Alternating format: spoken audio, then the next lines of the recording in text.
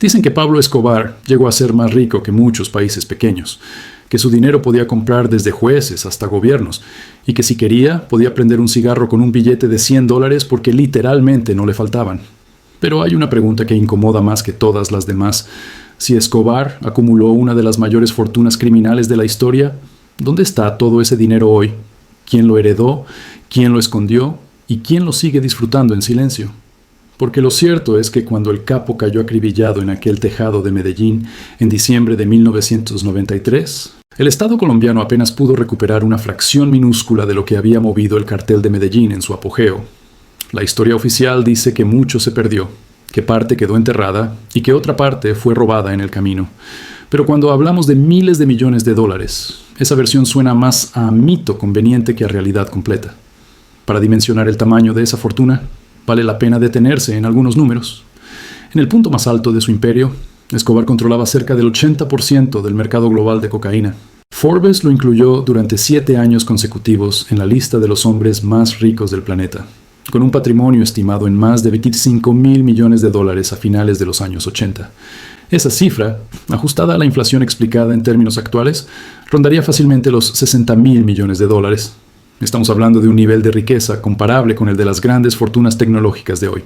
Escobar no era solo un capo, era en términos financieros un magnate internacional de las drogas, con operaciones de logística, distribución y finanzas que rivalizaban con las de una multinacional.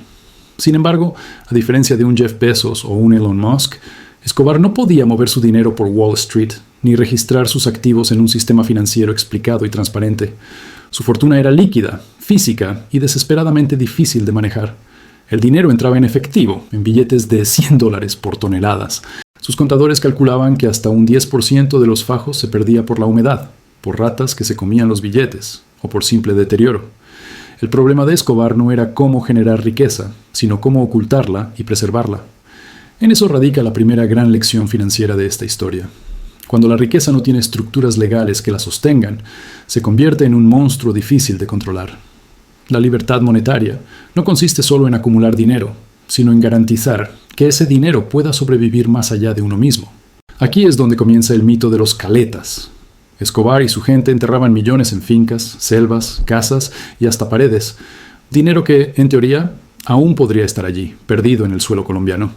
Hay campesinos que aseguran haber encontrado fajos podridos mientras araban la tierra. Y todavía hoy aparecen historias de hallazgos de fortunas escondidas. Pero pensar que la mayor parte de la fortuna terminó bajo tierra es una ilusión. Escobar no era un hombre improvisado. Entendía el valor de diversificar, de mover capitales, de lavar dinero y de construir redes. Su imperio financiero incluía empresas pantalla en Panamá, propiedades en Estados Unidos, cuentas en paraísos fiscales y conexiones con bancos dispuestos a mirar hacia otro lado a cambio de comisiones jugosas. La pregunta, por lo tanto, no es si el dinero desapareció, sino quién lo está moviendo todavía. Y aquí es donde la historia se vuelve incómoda, porque cuando un capo de este tamaño cae, su dinero no desaparece, se redistribuye. Parte lo toman rivales, parte lo captura el Estado, parte se la quedan las élites financieras que lo ayudaron a lavarlo. El capital nunca muere, simplemente cambia de dueño. Y en este juego, entender cómo se mueven esas fortunas no es una curiosidad morbosa, es una lección para nuestras propias finanzas personales y para la historia del dinero en general. Porque si algo nos enseña Escobar es que la deuda, el efectivo, las cuentas y los activos son piezas en un tablero mucho más grande. El tablero donde se decide quién controla la economía y quién queda atrapado en ella. Cuando cayó el cartel de Medellín, lo que se desmoronó no fue solo una organización criminal, sino un sistema financiero paralelo que había desafiado al Estado y al propio orden global. El dinero de Escobar no se reducía a fajos enterrados. Estaba entrelazado con constructoras, bancos, testaferros y operaciones que llegaban hasta Miami, Panamá y las Antillas. El mito romántico dice que la fortuna se perdió en la tierra colombiana, pero la verdad es mucho más incómoda. Gran parte de esa riqueza siguió circulando en el sistema, lavada a través de negocios aparentemente legítimos, alimentando cuentas offshore y sosteniendo fortunas que hoy nadie relaciona con el rostro de Escobar. Un ejemplo claro fue la red de empresas pantalla que el cartel usó para mover capital en los años 80. Restaurantes, agencias de taxis, inmobiliarias, todo servía como fachada. Pero no se trataba solo de lavar dinero, se trataba de transformar capital criminal en activos difíciles de rastrear. casas de lujo en Miami, terrenos en Colombia, inversiones en Centroamérica. Sí, cada compra era en sí misma una estrategia de riqueza.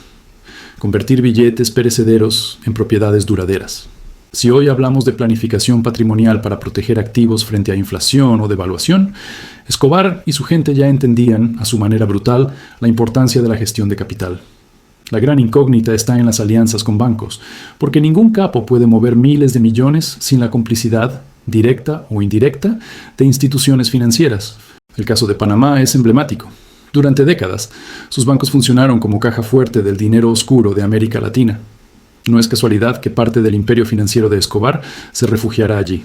Tampoco es casualidad que en los años 90, cuando Estados Unidos presionó a Panamá para limpiar su sistema, aparecieran señales de enormes sumas que nunca se rastrearon. ¿Coincidencia? Difícil de creer. Otro punto clave es la sucesión. Escobar murió, pero su fortuna no desapareció con él. Una parte fue tomada por sus rivales del cartel de Cali, que supieron aprovechar el vacío para consolidar su dominio en la industria de la cocaína.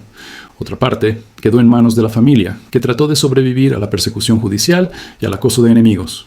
Y otra parte, la más intrigante, terminó en bolsillos de figuras mucho más respetables, empresarios, banqueros y políticos que nunca pisaron una cárcel. Porque el dinero, cuando está bien lavado, pierde su olor a pólvora y adquiere el aroma respetable de la inversión consciente. Lo interesante es cómo este patrón se repite en la historia de la deuda y el dinero. Cuando un imperio cae, sea el de Escobar, el de un estado quebrado o el de un banco central en crisis, la riqueza no desaparece, se redistribuye. Así ocurrió en la caída de Roma, donde las tierras de los ciudadanos endeudados pasaron a las élites. Así ocurrió en la Argentina del Corralito, donde los ahorros de millones fueron devorados para sostener un sistema financiero explicado como inevitable. Y así ocurre cada vez que un colapso se lleva por delante a los pequeños, pero deja a los grandes todavía más grandes. La historia del dinero es la historia de estas transferencias silenciosas de riqueza. El caso de Escobar es brutal porque muestra cómo el dinero ilícito puede terminar legitimado. Muchas de las propiedades incautadas al cartel terminaron siendo rematadas a precios ridículos, compradas por empresarios y políticos que hoy ostentan legalmente lo que alguna vez fue el botín del narcotráfico. Es un proceso de blanqueo social. Lo que ayer era dinero maldito, hoy se convierte en patrimonio respetable. Y en esa metamorfosis se revela la verdadera cara del capitalismo explicado. Un sistema que no discrimina entre dinero limpio o sucio, siempre que se integre a su engranaje. Aquí surge el paralelismo con nuestras finanzas personales, porque si el dinero de Escobar terminó integrado en cuentas bancarias, propiedades y negocios, lo mismo ocurre con cada impuesto, cada rescate financiero, cada deuda pública que termina financiando a los poderosos. No se trata de comparar a un narcotraficante con un banquero central, sino de entender que las dinámicas de poder son similares. El pequeño siempre pierde, el grande siempre absorbe.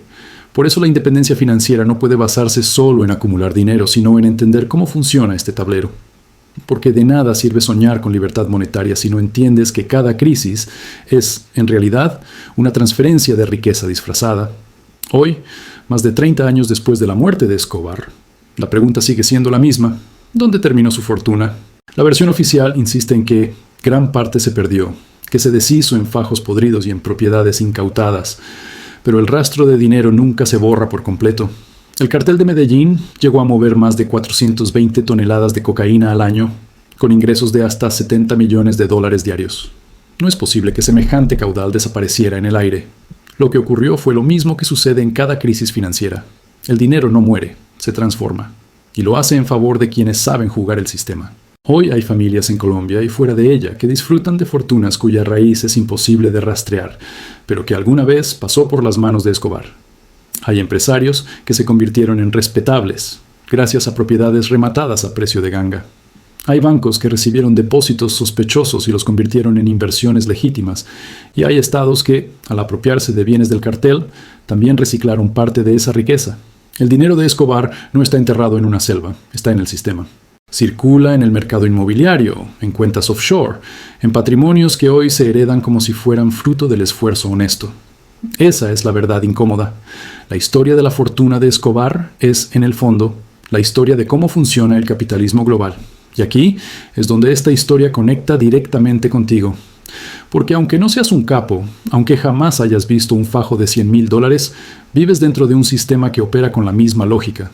Cada inflación explicada, cada devaluación, Cada crisis de deuda es una redistribución silenciosa de riqueza. Lo que pierdes en tus ahorros va a parar a alguien más que sabe cómo mover el tablero. Lo que llamamos impuestos, rescates o ajustes no son otra cosa que transferencias disfrazadas. Así como Escobar entendía que enterrar dinero era una pésima planificación patrimonial, tú también necesitas entender que dejar tu capital a merced de la inflación o del sistema bancario sin cuestionarlo es entregarlo lentamente. La lección es clara. No basta con perseguir la ilusión de acumular. Se trata de entender el juego de dinero y poder que opera detrás de escena. La libertad financiera no es una promesa vacía. Es un escudo frente a un sistema que siempre busca absorber al más débil. Estrategias de riqueza como diversificación, inversión consciente, deuda cero y gestión de capital no son frases de gurú de Internet. Son las únicas herramientas reales que tienes para evitar que la historia te pase por encima. Escobar no supo jugar ese último movimiento. Su dinero lo sobrevivió, pero él no tuvo control sobre su destino. Tú sí puedes decidir si tu patrimonio termina siendo devorado por otros o si lo conviertes en independencia económica real. La fortuna oculta de Pablo Escobar es un espejo. Un espejo que nos muestra que el dinero siempre encuentra un camino, que nunca se evapora, que siempre cambia de manos. La verdadera pregunta no es dónde está el dinero de Escobar, sino dónde estará el tuyo dentro de 10 o 20 años. ¿En tu control, asegurando tu libertad monetaria? ¿O perdido en el engranaje de un sistema diseñado para que pocos ganen y muchos pierdan? La historia no se repite, pero si no la entiendes, te aplasta igual.